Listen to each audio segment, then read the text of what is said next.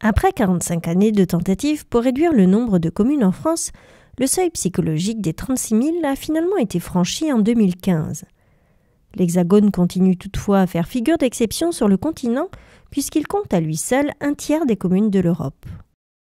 Il n'est pas parvenu à remodeler son territoire comme d'autres l'ont fait, par exemple le Royaume-Uni qui a divisé par 5 le nombre de ses communes. En 1971, l'État veut moderniser le pays en regroupant les services et les conseils municipaux pour diminuer les dépenses. La loi dite Marcellin est un échec. Face à la peur de la perte d'identité et la suppression des services, peu de communes fusionnent et la plupart d'entre elles se séparent dans les 5 années qui suivent. Il faudra ensuite attendre 2010 et la loi de réforme des collectivités territoriales pour que cette idée soit relancée.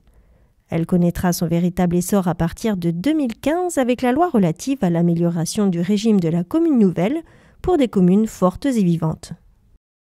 Initiée par l'Association des maires de France, elle répond aux préoccupations des élus et de la population. La conservation de l'identité est en effet assurée par le statut de commune déléguée, qui crée un statut de maire délégué et maintient la mairie annexe avec des services comme l'état civil. L'encouragement financier de l'État est également décisif. Contrairement aux autres communes qui voient chaque année leur dotation globale de fonctionnement diminuer, le maintien des dotations est assuré pour 3 ans pour les communes nouvelles, avec même une hausse de 5% pour celles qui comptent entre 1 000 et 10 000 habitants. En 2016, 300 communes nouvelles sont créées.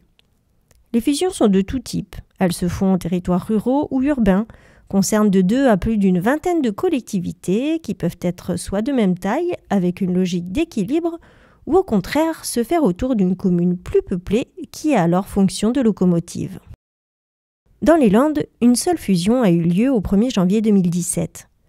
Dans ce département, près de 50% des communes comptent moins de 500 habitants et près de 75% en ont moins de 1000.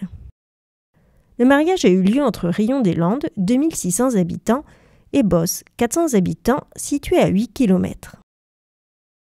Grâce à un parcours interactif, partez à la découverte du processus de création long de 7 mois. Les portes vous sont grandes ouvertes. Vous pouvez assister aux conseils municipaux, mais également à toutes les réunions qui ont jalonné cette aventure. Quant aux maires, ils attendent votre visite.